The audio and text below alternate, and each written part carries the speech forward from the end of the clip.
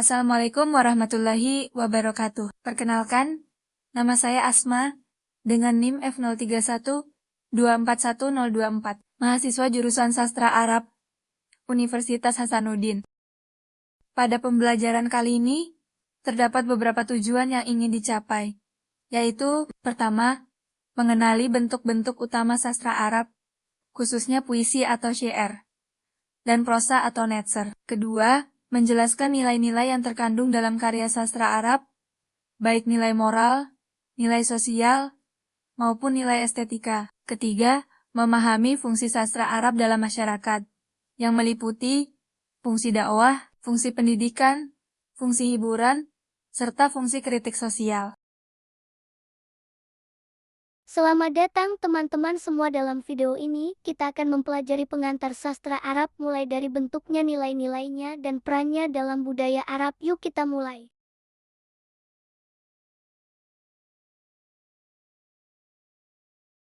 Apa itu sastra Arab? Al-Adab Al-Arabi adalah istilah yang digunakan untuk menyebut keseluruhan karya sastra yang lahir dalam tradisi bahasa Arab. Secara bahasa, Al-Adab berarti sopan santun, pendidikan, atau kebudayaan. Namun, dalam konteks sastra, Al-Adab mengacu pada karya tulis atau karya lisan yang indah, bernilai, dan memiliki fungsi estetik maupun moral. Unsur penting dalam Al-Adab Al-Arabi, bahasa Arab sebagai medium utama. Pertama, ada puisi atau asy-syair. Pengertian, puisi Arab atau asy-syair adalah karya sastra yang terikat oleh wazan pola metrum dan kafiah rima. Puisi menjadi bentuk sastra paling tua dan paling dominan dalam tradisi Arab, terutama sebelum datangnya Islam. Ciri-ciri, memiliki irama dan pola metrum yang disebut arud. Biasanya diakhiri dengan kafiah yang sama, mengandung bahasa indah serta kiasan majas, tashbih, istiarah. Puisi digunakan untuk memuji, menyindir, berbangga diri, fagr, menggambarkan cinta, peperangan, maupun nasihat. Contoh tokoh penyair, Imru al-Qais, Zuhair bin Abi Sulma, Al-Mutanabbi. Kedua yaitu prosa atau ennets. Pengertian, prosa Arab atau ennets adalah bentuk sastra yang tidak terikat oleh wazan dan kafiah. Ia lebih bebas dibandingkan puisi, tetapi tetap memperhatikan keindahan bahasa. Jenis-jenis prosa, khutbah, pidato digunakan dalam dakwah, nasihat, atau pidato politik. Hikayat dan kisyah, cerita berisi kisah nyata atau fiksi, kadang untuk hiburan dan pendidikan. Makamat, karya prosa dengan gaya bahasa indah, biasanya mengandung permainan kata dan humor. Risalah, tulisan resmi atau surat yang digunakan untuk keperluan administrasi maupun politik. Fungsi prosa berperan sebagai media penyampaian ilmu, pendidikan, nasihat, dakwah, hingga kritik sosial. Contoh tokohnya yaitu Al-Jahiz dengan karya Al-Bayan wa At-Tabiin, Ibn Al-Mukafa, dan Badi Az-Zaman Al-Hamadani. Selanjutnya, nilai-nilai dalam sastra Arab. Sastra Arab tidak hanya menampilkan keindahan bahasa, tetapi juga mengandung berbagai nilai yang penting bagi kehidupan manusia. Beberapa di antaranya adalah: pertama, nilai estetik. Keindahan sastra Arab menonjolkan keindahan bahasa melalui irama, rima, pilihan kata, dan gaya bahasa. Puisi Arab klasik misalnya, dipuji karena kehalusan majas, tashbih, dan balaga yang memikat pembaca atau pendengar. Kedua, nilai historis. Banyak karya sastra Arab menjadi catatan sejarah, terutama puisi jahiliyah yang menggambarkan kehidupan suku-suku Arab, peperangan, tradisi, dan peradaban mereka. Sastra menjadi sumber untuk memahami perkembangan masyarakat Arab dari masa ke masa. Ketiga, nilai sosial. Sastra Arab mencerminkan hubungan antar individu dalam masyarakat. Ia memuat nasihat tentang persaudaraan, solidaritas, keadilan, serta kritik terhadap ketidakadilan sosial. Dengan begitu, sastra menjadi cermin kehidupan sosial bangsa Arab. Keempat, nilai moral. Karya sastra seringkali menyampaikan pesan tentang kebaikan, kejujuran, keberanian, dan kehormatan. Banyak puisi dan prosa Arab mengajarkan pembacanya untuk menjauhi keburukan serta menjunjung tinggi akhlak mulia. Kelima, nilai religius. Setelah lahirnya Islam, sastra Arab berkembang menjadi media dakwah dan penyebaran ajaran agama. Puisi dan prosa religius berisi pujian kepada Allah, nasihat untuk beribadah, serta refleksi spiritual. Nilai ini memperkuat hubungan manusia dengan Tuhan.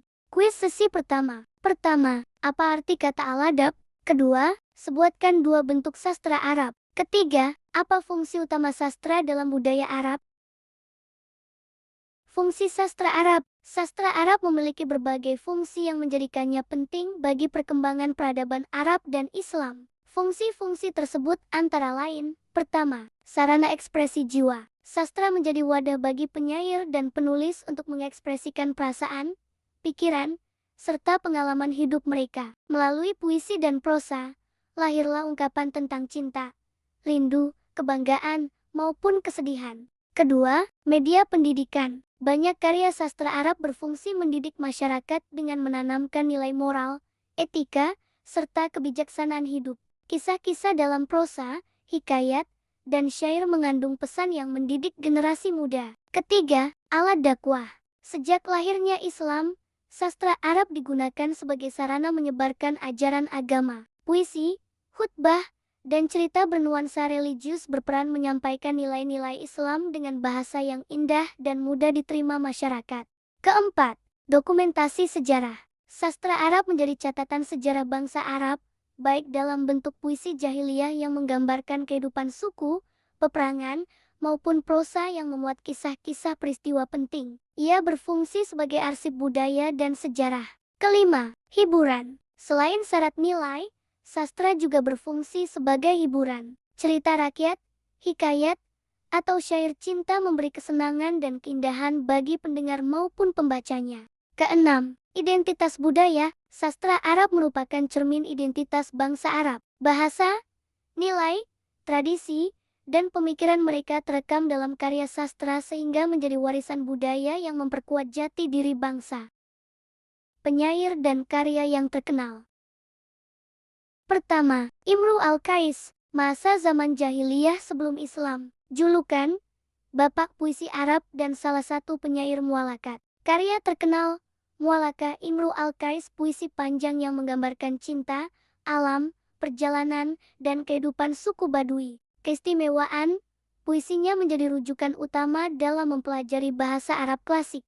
Kedua, Al-Mutanabbi, masa Dinasti Abbasiyah 915–965 M. Julukan, penyair paling berpengaruh dalam sejarah sastra Arab klasik. Karya terkenal, Diwan Al-Mutanabbi, kumpulan syair berisi kebanggaan diri, filsafat hidup, pujian, dan kritik sosial. Keistimewaan, puisinya penuh hikmah dan kekuatan bahasa, sehingga banyak dijadikan pepatah dan kutipan. Ketiga, Mahmud Darwish, penyair Palestina. Masa zaman modern 1941–2008, penyair Palestina. Julukan, penyair Palestina dan simbol perlawanan bangsa Palestina. Karya terkenal, puisi Bitakat Hawiyah, kartu identitas Identity Card, menggambarkan penderitaan dan identitas rakyat Palestina. Keistimewaan, puisinya menyatukan keindahan bahasa dengan semangat perjuangan, cinta tanah air, dan kerinduan akan kebebasan. Contoh puisi Imru al-Qais, berhentilah kita sejenak. Mari kita tangisi kenangan kekasih dan tempat tinggalnya, yang kini hanya tinggal puing di antara Dahul dan Haumal. QS tahap 2 pertama. Siapa penyair terkenal dari masa jahiliyah? Kedua, apa tema utama puisi Imru al-Qais? Ketiga, sebutkan satu kutipan puisi yang kamu sukai. Selanjutnya, mengapa belajar bahasa lewat sastra? Dan bagaimana cara belajar bahasa melalui sastra? Mengapa belajar bahasa lewat sastra? Pertama, bahasa yang hidup dan kontekstual. Sastra menggunakan bahasa nyata yang dipakai penulis dan penyair sesuai zamannya. Dengan mempelajari sastra, kita mengenal bahasa yang hidup, bukan hanya aturan kaku dalam buku tata bahasa. Kedua, kaya kosakata. Karya sastra penuh dengan variasi kosakata, mulai dari kata klasik, istilah budaya, hingga ungkapan kiasan. Hal ini membantu pembelajar memperluas perbendaharaan kata. Ketiga, memahami budaya. Sastra adalah cermin budaya. Melalui cerita, puisi, dan drama, kita bisa memahami nilai, tradisi, sejarah, dan cara berpikir masyarakat penuturnya. Keempat, motivasi dan hiburan. Sastra tidak hanya mendidik, tetapi juga menghibur. Membaca kisah menarik atau puisi indah membuat proses belajar bahasa lebih menyenangkan dan memotivasi. Kelima, mengasah rasa bahasa. Sastra mengajarkan kepekaan terhadap gaya bahasa, irama, dan keindahan ungkapan. Hal ini melatih pembelajar untuk tidak sekadar tahu arti kata, tetapi juga merasakan keindahannya. Cara belajar bahasa melalui sastra. Pertama, membaca puisi. Puisi melatih kepekaan terhadap irama, gaya bahasa, dan makna mendalam. Dengan membacanya, kita belajar kosakata baru sekaligus merasakan keindahan bahasa. Kedua, membaca prosa, cerpen atau novel. Prosa menghadirkan bahasa dalam konteks sehari-hari. Dari cerpen dan novel, kita belajar struktur kalimat, percakapan, serta gambaran budaya masyarakat. Ketiga, menghafal kutipan indah. Menghafal bait puisi atau kalimat indah dari karya sastra membantu memperkaya ungkapan. Hal ini juga memudahkan kita menggunakan bahasa dengan lebih alami. Keempat, menganalisis karya. Analisis terhadap tema, tokoh, atau gaya bahasa melatih pemahaman mendalam. Kita tidak hanya membaca, tetapi juga mengkritisi isi dan bentuk karya. Kelima, menulis ulang atau menceritakan kembali. Dengan menulis ulang atau menceritakan kembali isi karya, kita berlatih menggunakan bahasa secara aktif. Hal ini melatih keterampilan menulis dan berbicara dalam bahasa yang dipelajari. Sebagai kesimpulan, belajar bahasa melalui sastra membantu kita dalam menguasai kosakata lebih cepat, memahami struktur kalimat secara alami, mengenal budaya penutur asli, sekaligus menikmati keindahan bahasa. Buatlah puisi pendek dalam bahasa Arab, minimal 3 baris. Bisa tentang cinta, alam, atau pengalaman pribadi. Terima kasih telah belajar bersama. Semoga video ini bermanfaat dan membuat teman-teman semakin cinta pada sastra Arab. Wassalamualaikum warahmatullahi wabarakatuh.